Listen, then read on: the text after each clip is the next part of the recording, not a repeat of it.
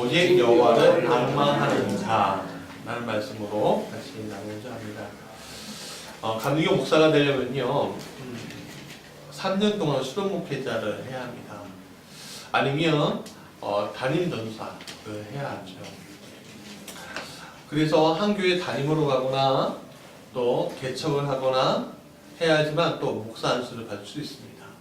장로교 같은 경우에는 좀 다른 것 같더라고요. 한 1년 정도, 2년 정도 강무사 하시면 목사 안수를 주는데 감리교는 좀 제도가 더 안착이 되어 있어 좀 더 어렵습니다. 그래서 수련 목회자는 혼자 할 수 없기 때문에 어떤 교회나 또 자기를 데리고 온 그 목사님한테 의지할 수밖에 없습니다. 근데 수련 목회자 2년 차였을 때입니다. 교회에 문제가 생겼습니다. 갑자기 담임 목사님이 떠나게 됐습니다. 장로님하고 문제가 생기셔서 정말 난감한 상황이 발생이 되었습니다. 저를 더 이상 책임져 줄 사람이 없는 거예요. 저를 돌봐줄 분이 없는 겁니다. 이런 상황 가운데 제가 할 수 있는 게 뭐가 있겠습니까?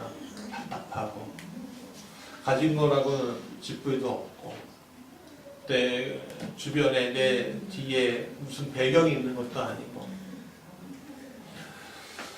그냥 무릎 꿇고 기도하고 하나님 인도하시면 믿는 것밖에는 저에게는 없었습니다. 그냥 기도할 수밖에 없는 상황이 돼버린 거죠. 근데 놀랍게도 하나님 이런 상황에서 저를 이끌어 주셔서 부산에서 개척할 수 있도록 또 삶을 살 수 있도록 목사 안수 받을 수 있도록 도우시고 이끌어 주셨습니다. 그 말로 이 간증을 하려면요 1시간 정도 해야 돼요. 근데 그때의 경험이 참 저에겐 큰 경험이 되는 거예요.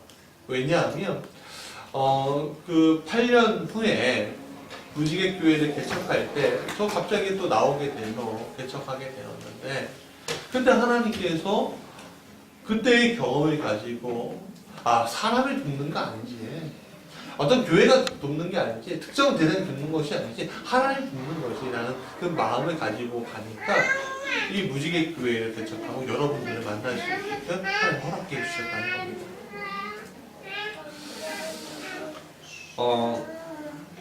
오늘 우리는 이사야를 바라보면서 하나님의 메시지를 듣습니다. 결론적으로 이사야는요 이렇게 얘기합니다. 하나님만 바라봐라 라고 말합니다. 세상과 환경 바라보지 말고 그냥 하나님만 바라보라는 겁니다. 우리 자신 바라보지 말고 예수 그리스도만 바라보라는 겁니다.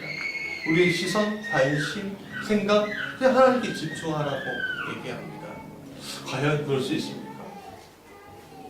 제가 산기도 오늘 금요일날 산기도 초보입니다만 산기도를 가는데 딱 하나만 바라볼 수밖에 없더라고요. 산을 올라가는데 이게 비탈이요 50도 60도 정도 되는 거예요. 한 70도까지 되는 경우도 있었어요. 진짜 물론 거기는 올라가지 않고 옆으로 가지만 막 산길을 올라가는데 뭐 좀 길이 나고 뭐 산길을 올라가고 정상을 올라가는데 가야지 되는데 길이 없는 거예요. 근데 저는 인도해 주시는 목사님이 그냥 그 길로 가더라고요. 원래 이렇게 올라가는 거라고. 그러니까 제가 집중할 수밖에 없는 게 뭐였냐면 하늘 별빛밖에 없고 초승달이 없고 빛이 없는 거예요. 그러니까 어떻게 후레쉬 불빛을 바라보면서 한 발 한 발 내딜 수밖에 없는 제 처지를 보았습니다. 그럼에도 불구하고 돌부리에 넘어지기도 하고요. 넘어지니까 뭐 줄에 걸리기도 하고요. 또 키가 크니까 머리에 나무가 부딪히기도 하고요. 그러더라고요. 그래도 올라갔습니다. 뭐만 바라보니까 그 불빛만 바라보고요. 한 발 한 발 한 발. 그러니까 저에게 시선은 저의 관심, 제 생각은요. 어떻게 하면 무사히 저 산에 올라갈까? 다른 생각이 하나도 안 들더라고요. 매우 추웠는데 춥거나 어떤 기도를 해야 될까? 그런 것도 없더라고요. 그냥 올라가기만 해야 되겠다. 무사히. 그러니까 오늘 우리가 어떤 상황 가운데 있을 때 하나님께 집중할 필요가 있다는 겁니다. 내가 세상에 내 안전에 집중하듯이. 그럼 왜 집중해야 될까? 왜 하나님께 우리가 집중해야 될까? 하나님은 첫 번째는 강하고 능하신 분이기 때문에 집중해서 해야 한다는 겁니다. 어떤 원수도 막아내 주신 게 하나님이시고, 얘 개인적인 것도 막아주시지만 어떤 국가적인 것도 막아주시는 게 바로 하나님이라는 걸 여러분 믿으시기 바랍니다. 어떤 전쟁에서도 승리하게끔 하시는 것이 하나님입니다. 내 앞에 강대한 적이 있어도 주님 이기게 하신다는 거예요. 얼마 전에 그 한국미래기술 그 회장이 갑질하는 동영상을 보고 굉장히 깜짝 놀랐습니다. 그거 보고서 그 맞는 그 직원이 조금 장난 좀 쳤지만 잘못 좀 했지만 그 맞는데 뻑뻑 소리가 나는 거예요. 왜 그렇게 그 직원이 맞고 그랬죠? 그 회장이라는 사람이 그 뒤에 큰 힘이 있다고 느껴졌기 때문에 그렇게 맞을 수밖에 없는 거죠.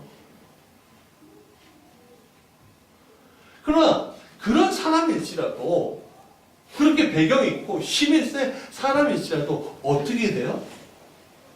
몇 년이 지난 다음에 지금 그 사람이 오히려 공경에 처하고 맞은 사람은 어떻게 됩니까?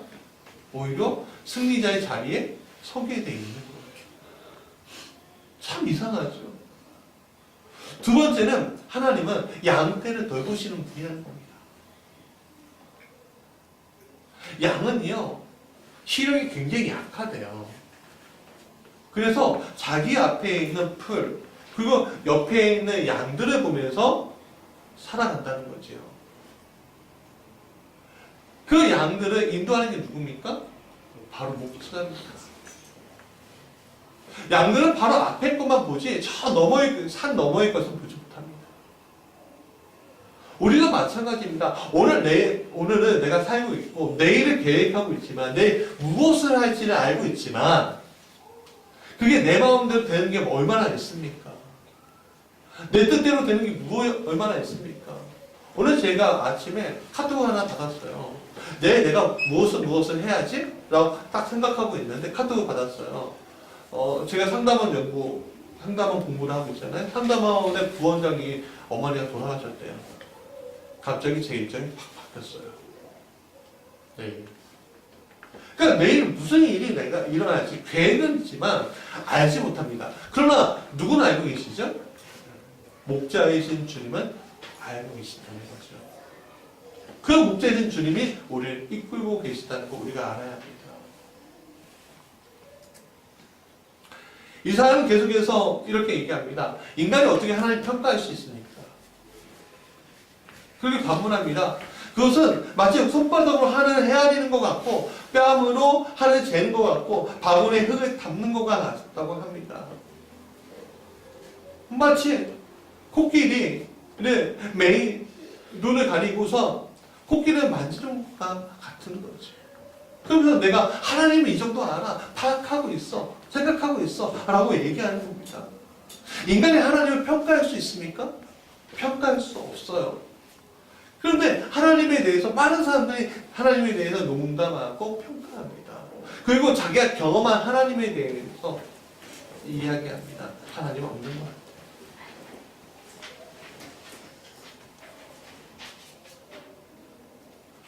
근데 이런 상황 가운데서도 하나님은 이상하게도 우리를 버릴 것 같은데도 불구하고 상담자가 되어주시고 말동무가 되어주시고 또한 하나님의 지식을 우리에게 베풀어 주십니다.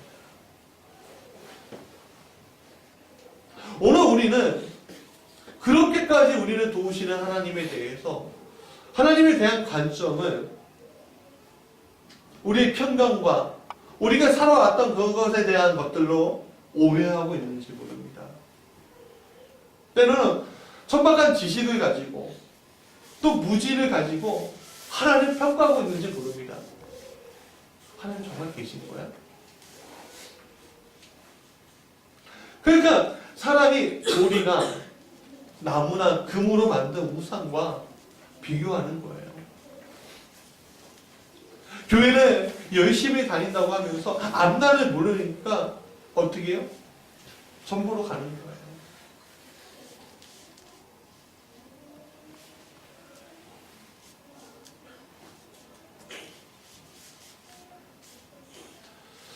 하지만 이런 메시지를 들어요. 하나님 너희들을 도우시고 있어. 들어 이스라엘의 백성들에게는 그게 마음에 와 닿아야 하는데 와 닿지 않아요. 왜? 오늘 현실이 너무 힘들거든요. 답답하거든요.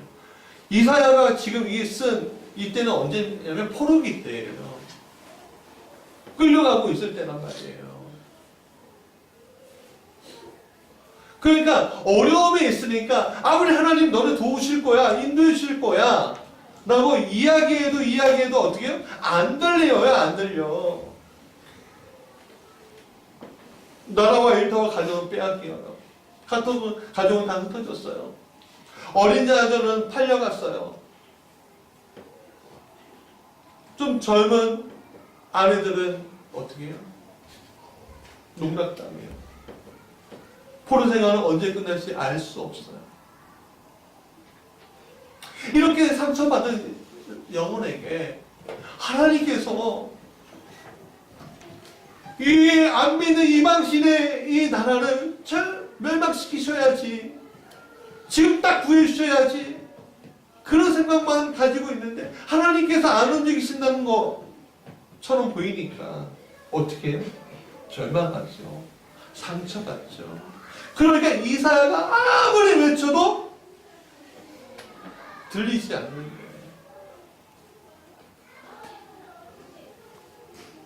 이사야가 하나님을 소개하면 소개할수록 어떻게 해요? 상처만 더해가는 거죠. 이해할 수 있어요. 이해할 수 있습니다. 기도의 자리에 와도 기도가 안 될 때가 있어요. 말씀 듣는 자리에 와도 말씀이 안 들릴 때가 있어요. 왜? 상처가 너무 깊으니까. 상처가 너무 깊으니까 안 되는 거예요.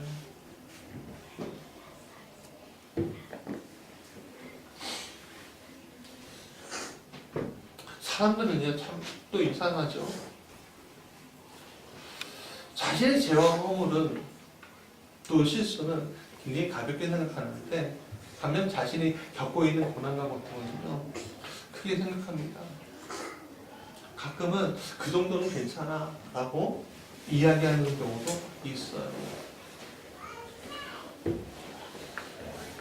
그렇지만 내가 겪으면요 그거는요 괜찮아가 아니죠. 위로를 받아야 돼요.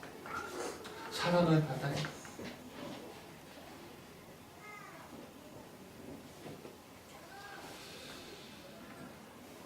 이사야 40장 27절 같이 읽어볼까요? 시작.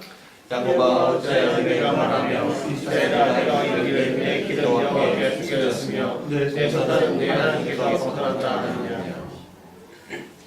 야곱아 이스라엘아 두 번에 걸쳐서 부르셔요. 왜 이렇게 나란히 부르셨을까요? 이스라엘 백성에게 그들에게 상처가 있고 하나님에 대한 오해가 있기 때문에 하나님을 애정을 갖고 부르시는 거예요. 위로해 주시려고요. 이스라엘은 내 길은 여호와께 숨겨졌습니다. 내 송사는 하나님께 벗어났습니다. 원망합니다. 숨겨졌다는 건 막혔다는 걸 얘기해요. 벗어났다는 것은 하나님과 이제 관계가 없다고 얘기한다는 거예요. 근데 하나님은 그렇지 않다고 얘기하십니다. 너의 길은 숨겨지지 않았어. 너의 원통함은 내가 듣고 있어야 하고 말씀하고 있다는 거죠. 여러분, 내가 어떻게 여기까지 왔죠?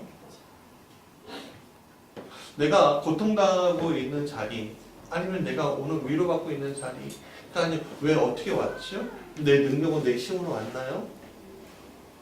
아니요, 주님이 인도해 주셨어요. 근데 왜 주님 나에게 고통을 주시죠? 근데 왜 이렇게 감당할 수 없는 일들을 왜 나에게 허락하시죠? 나를 왜 이렇게 피곤하게 하시죠? 아니 돈을 벌어도 100만 원 버는 일자리가 아니라 1000만 원 버는 일자리를 주시는 게 더 낫지 않으십니까? 집을 주셔도 좀 코딱지 많은 집이 아니라 좀 더 큰 집을 주시는 게 낫지 않겠습니까? 직장을 주셔도 조그만 소기업이 아니라 큰 대기업을 주시는 게 낫지 않겠습니까?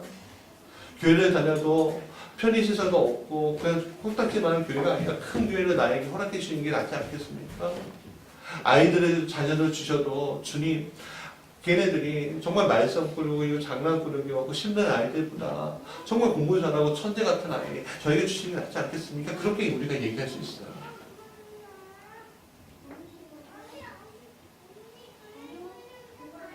사실 이런 이야기들이 오늘 우리 안에서만 끝나는 것이 아니라 우리가 살고 있는 경제, 사회, 정치 그 모든 것에 들어가 있어요. 어떻게 하면 내가 성취할 것인가? 어떻게 하면 성공할 것인가? 라고 고민하고 있는 자리에 우리는 항상 거기에 놓여져 있어요. 누구 바라보지 않냐고? 하나님 바라보지 않냐고 나만 바라보고 있는 그 자리 있잖아요. 나만 바라보고 있는 자리. 아마레츠라고 있어요. 땅의 사람들이라고 있어요. 근데 그 아마레츠 땅의 사람들이 하늘 바라봐야 하는데 하늘 바라보지 아니하고 소망 바라봐야 하는데 소망 바라보지 아니하고 누구 어디를 봐요? 내 현실 땅만 바라봐요. 그냥 하나님 답답하신 거죠. 답답하신 거죠. 왜? 하늘 바라보라고 창조되었는데 땅만 바라보니까 그래서 예수님이 십자가에 달려 대속해 주신 거죠. 왜? 십자가의 주님 바라보라. 바라보라. 그 십자가의 주님을 바라볼 때 그 뒤에 뭐가 보여요? 하늘이 열리는 것을 우리가 볼 수가 있는 거죠. 그럼에도 불구하고 이 사회와 이 것들은 어떻게 해요? 계속 고난과 고통 중에 우리는 내몰고 있어요. 우리가 좀 더 생각해 보십시오. 왜 우리가 이런 고통과 고난을 당하고 있는지. 어저께 뉴스를 보니까 이탈리아에서 기상이 굉장히 뭐라고 하죠? 이상기후 때문에 광풍과 큰 비바람이 몰아쳐오고 20명 이상이 사망했대요. 근데 그런 뉴스가 지금 세계 곳곳에서 나오고 있습니다. 얼마 전에 사이판도 그랬잖아요. 그렇죠? 그건 왜 일어났죠? 그게 왜 일어났죠? 인간이 우리가 먹고 쓰고 하는 것들이 이 세상을 같이 살고 함께 살고 하나님 창조하신 세상을 돌보면서 사는 것이 아니라 내가 먹고 사는 것들을 위해서 내가 그것만을 바라보고서 가기 때문에 그런 일들이 일어나는 거예요. 얼마 전에 미국 트럼프 대통령이 기후협약을 탈퇴해버렸습니다. 왜 탈퇴했죠? 미국이 어렵다는 거예요. 그 강대국이 어렵다는 거야. 그러니까 기후협약 이걸 지키면 우리 일자리가 없어지면 우리가 사는 게 어려워지니까 그거 내가 탈퇴하고 오늘 우리가 정말 어떻게 좀 경제 좀 번영하고 좀 먹고 살만할 때 다시 들어가겠다 이거예요. 근데 그런 논리들이 어디까지 와요? 끝까지 가는 거예요. 왜 노아의 홍수가 일어났습니까? 하나님이 벌 주시기 위해서 일어난 거예요? 아니에요. 제약이 하늘 끝까지 미쳤기 때문에 일어난 거잖아요. 그러니까 오늘 노아의 홍수 같은 일들이 오늘 우리 세계 곳곳에 일어나고 있는 겁니다. 그거 누가 봤습니까? 저들이 받는 아니 우리가 받는 거예요. 우리의 이웃이 받고 있는 거예요. 내 자녀들이 받고 있는지 몰라요. 당장 내일 어떻게 이 세상이 변할지 모르잖아요. 천둥 번개가 쳐갖고 내 차나 내 가정에 꽂힐지도 모르는 게 세상이에요. 알 수가 없다고요. 왜? 내가 그렇게 가고 있는 거예요. 아, 나는 그렇게 안 가고 있다고요? 아니요. 사회, 경제, 정치, 이 모든 것들이 다 짬뽕이 되고 그렇게 가게 만들고 있는 겁니다. 그래서 오늘 내 삶을 변화시키듯 사회도 변화시키고 또 세상도 변화시키고 하는 일들이 우리에게 펼쳐져야 한다는 거죠. 펼쳐져야 돼요. 그럼에도 불구하고 우리 그러지 못해요. 여러분, 오늘 하나님의 이 세상 가운데 먹고 살만하게 우리를 이 땅을 주셨습니까? 주셨어요. 여러분, 전 세계 사람들이 굶어 죽지 않아도 됩니다. 근데 왜 굶어 죽죠? 정치, 경제, 사회 때문에 굶어 죽고. 두 번째는 뭐냐면 이런 것들이 있더라고요. 어떤 영상을 봤는데 깜짝 놀랐어요. 제가 이제 일주일에 한 번 정도는 채식 좀 하자 하는 생각을 갖게 됐어요. 모두 채식을 하든지 좀 금식을 하든지. 왜 그러면 제 그 식탁에 고기가 없는 날이 없는 거예요. 조그만 고기 기름이라도 있는 거예요. 근데 보니까 지금 세계 경제가 어떻게 하냐면 농토가 10개가 있으면 9개는 고기를 생산하기 위해서 소, 닭, 양, 뭐 이런 거 있잖아요. 돼지. 이걸 생산하기 위해서 그들의 사료, 그것들을 위해서 에너지 투자하고 이래만 우리가 먹는 밀이나 쌀이나 그 곡물에 투자한다는 거예요. 그러니까 굶어 죽는 사람들이 많다는 거예요.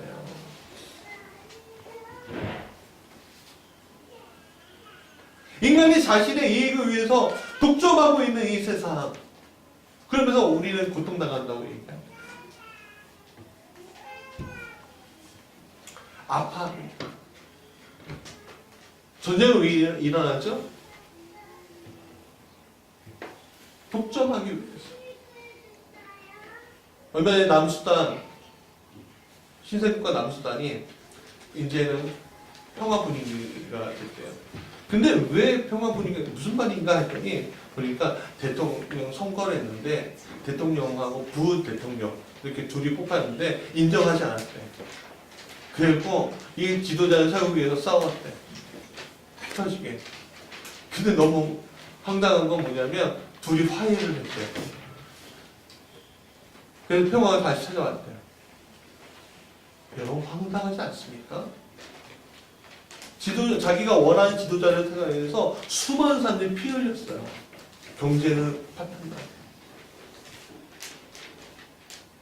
그게 너무 마음이 아픈 건 이 남수단이 뭐냐면 기독교 국가예요.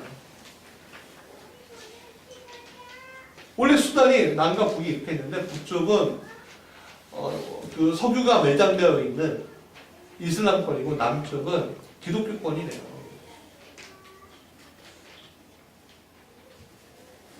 그 남수단에서 그렇게 피 터지게 싸웠대요. 누가? 예수 믿는 사람이.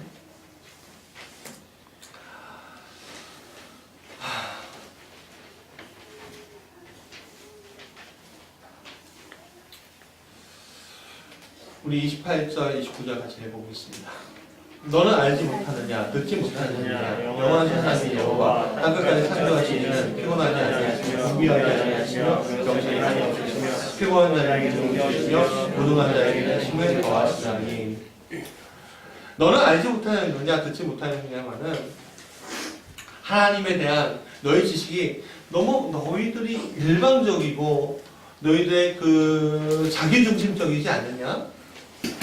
너가 지금 고통 가운데 상처 가운데 있다고 하지만 지금 너가 바라보고 있는 내 모습은 온전한 것이냐 온전하지 않은 것이 온전하지 않지 않느냐 뭐 이렇게 얘기하시는 거예요. 언제나 우리는 우리의 상황 가운데 하나님을 왜곡하고 또 어떨 때 분노의 대상으로 미움의 대상으로 주님을 바라볼 때도 있습니다.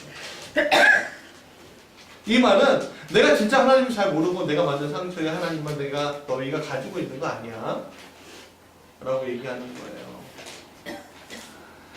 많은 사람들이 예수는 좋아하는데 교회는 싫어합니다. 왜 그렇죠? 교회 안에 있는 사람들이 상처를 많이 주니까 실망을 한대요. 그렇지만 그 사람들이 착각하는 게 뭐예요? 교회는 그런 사람들이 모여서 예수를 바라보는 곳이에요. 그렇지 않습니까? 그러면서 어떻게 해요? 착한 행실로 가기 위해서, 주님이 사랑하는 착한 행실로 가기 위해서 우리가 모인 거예요. 변화받으려고.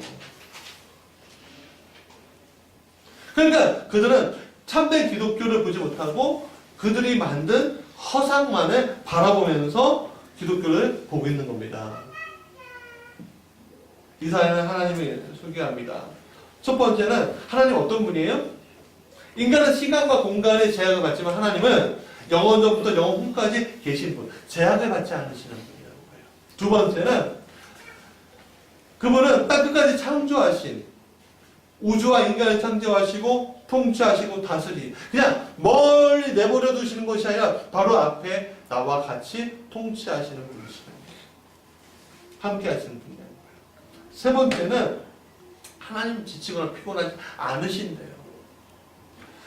능력이 무한하시고 지치는 게 아니고 포기하지 않으신다. 그럼 무엇을 이야기하는 겁니까? 지금도 여러분들을 바라보고 있다는 거예요. 마지막 네 번째, 하나님의 명철은 한이 없대. 하나님 지식과 지혜와 지식이 얼마나 무궁하십니까? 여러분, 길이 없는데 길을 내시는 건 누구죠? 하나님이라고 해요. 길이 없는데 지혜를 주시는 게 누구죠? 지식을 주시는 게 누구죠? 하나님이에요. 내 능력 가지고 내가 배운 거 가지고 기초는 낼 수 있지만 그것을 이어갈 수 있고 만들어갈 수 있지만 아이디어를 주시는 건 누구예요? 하나님이라는 거예요. 그런데 결론은 그런 하나님에 대해서 우리가 다시 한번 바라보고 생각하고 관점을 우리가 바꾸자라는 거죠. 여러분 생각과 관점이 안 바뀌면 어떻게 됩니까? 고통과 저주는 절대 변하지 않습니다. 잘못된 하나님에 대한 기도 하고 있으니까 그 기도에 응답하지 않는 겁니다. 경험하지 못했고 동의할 수 없더라도 성경에 기록되어 있는 하나님에 대한 생각으로 바뀌어야 합니다. 이것이 바로 누구를 보라? 하나님을 보라는 거죠. 그게 하나님 바라보라는 거예요. 여기 산기도 가니까 꼭대기 올라가 보니까 이제 그때부터 이제 우리 총 7명이 올라갔는데 저보다 나이 어리 사는 우리 이제 저기 옆에 교회 사모님밖에 없었는데 이분이 주여 주여 외치시는 거예요. 근데 뭐 각자의 사정과 기도의 제목들이 있겠죠. 근데 그러면서 이제 저는 기도하기 시작했는데 그때 제가 외쳤던 건 뭐냐면 주여가 아니라 이거였어요. 뭐냐면 하나님 뜻이 어디입니까? 제가 어떻게 하면 더 순종할 수 있겠습니까? 여러분 오늘 우리에게 길을 보여주시는 그 하나님, 소원 성취의 하나님이 아니라 석세스, 성공을 위한 하나님이 아니라 길을 보여주시는 하나님, 그 하나님께 어떻게 하면 내가 더 순종할 것인가를 바라봐야 돼요. 그렇게 기도하는 거예요.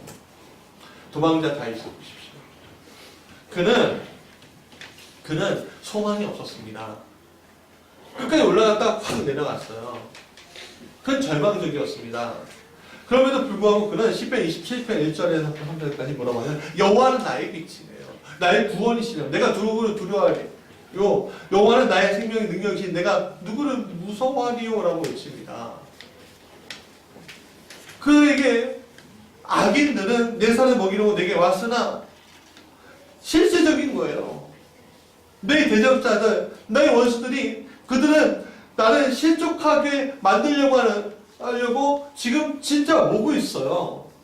그리고 나를 억제하고 있어요. 그러나 하나님은 오히려 그들을 나를 실족하고 넘어지게 하는 것이 아니라 그들을 실족하게 하고 넘어지게 하신다는 거예요.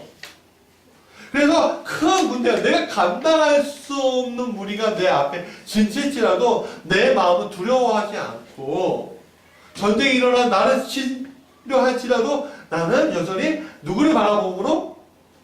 하나님 바라봄으로 어떻게 할 수 있다? 태어나겠다라고 고백을 해요. 여러분 그게 신앙입니다. 어떤 큰 것이 있더라도 태어날 수 있는 믿음. 그 믿음이 어디서 와요? 하나님을 정확하게 하나님 바라보는 데서 오는 거예요. 그러면 어떻게 돼요? 하나님의 위로를 받게 된다는 겁니다. 하나님 정확하게 바라볼 때요, 하나님의 위로가 내 안에 오는 거예요. 어저께 우리가 기도회 하면서 참 마음이 아팠어요. 이제 후원해 준다고 이야기하는 영상 보여줬던 위하고 식도하고 연결이 안 돼서 12살인데 아직까지 배에 호수 끼고 살고 있는 그 아이가 12살이에요.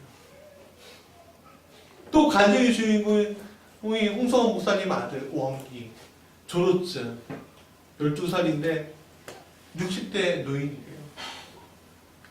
제 아들과 찬이가 제 큰아들이 12살이잖아요. 남의 일이 아닌 것 같아요. 너무 마음이 아프더라고요. 그럼에도 불구하고 하나님께서 그런 고통과 고난 가운데 하나님 안 계신 거 아니에요? 외칠 때 아니래요. 내가 너에게 위로 준대요. 그럼 어떻게 위로 주셔요? 피곤한 자에게 능력으로 주시고 무능한 자에게 힘을 주시고 절망한 자에게 희망으로 함께 하시고 병든 자에게 건강을 주시고 길을 잃은 자에게 길을 보이게 하시고 죽은 자에게 부활을 주시는 겁니다.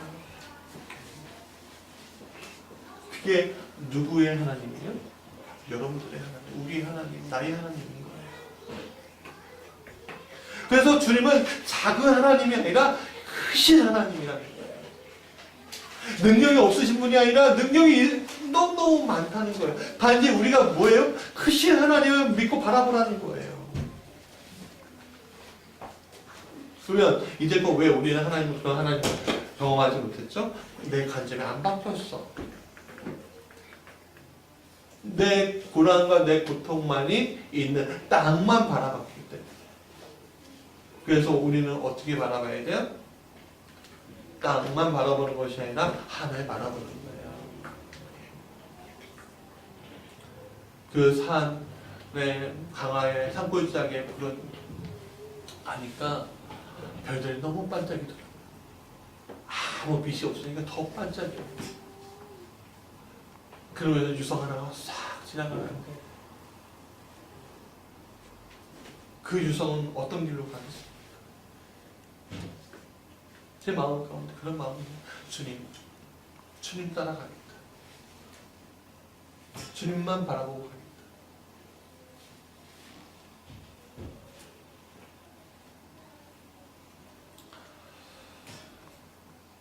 오늘 우리는 세상 바라볼 때는 피곤하고 곤비하고 넘어지고 쓰러질 수 있습니다.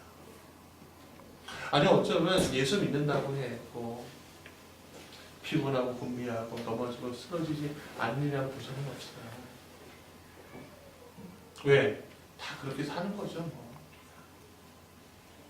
이 세상 가운데 에덴 동산 이후로는 다 죄악이 죄의 문제가 우리에게 들어오는 그 순간 우리가 이렇게 두 명에서부터 여러 무리가 되는 그 순간부터 그 고통은 시작이 되는 겁니다. 그러나 오직 여호와를 악망하는 자는 책임을 얻습니다. 독수리가 날개치며 올라가 같은 것이고 다른 박제하여도 공비하지 아니하고 걸어가도 피곤하지 않게 되는 것입니다.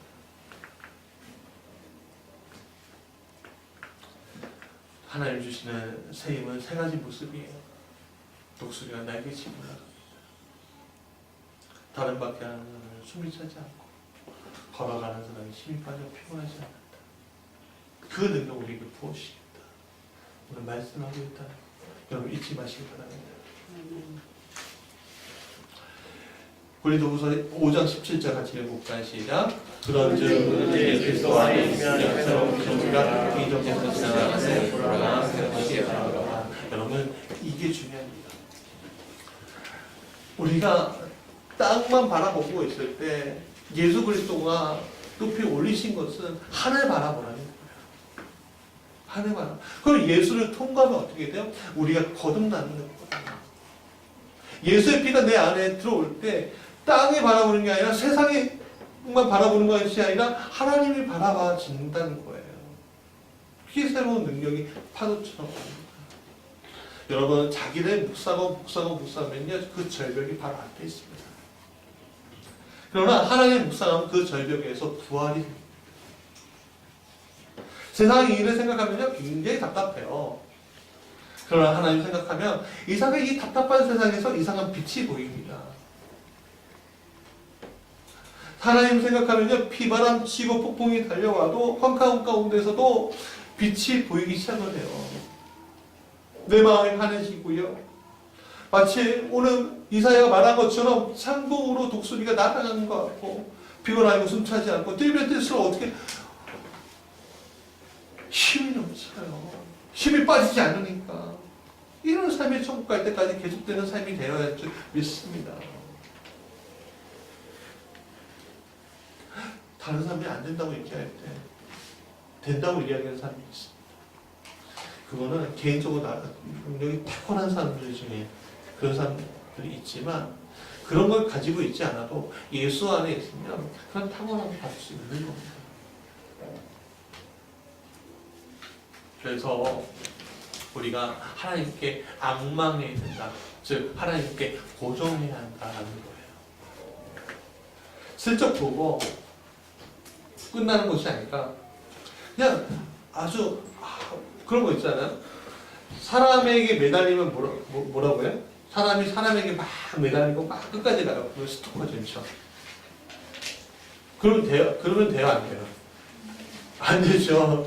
큰일 나요. 큰일 나요. 근데 우리는 그 스토커 짓을 할 수 있는 대상이 한 분 있어요. 그게 누구냐면 바로 하나님. 그냥 하나님께 대해 집중해야 돼요.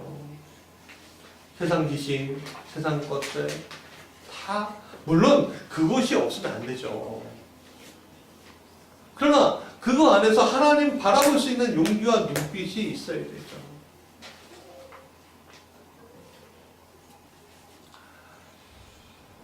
전시전능하시고 우리를 사랑하신 주, 독생자까지 십자가를 못 박히는 그 주, 그런 주님을 우리가 영접해야 되지 않겠습니까?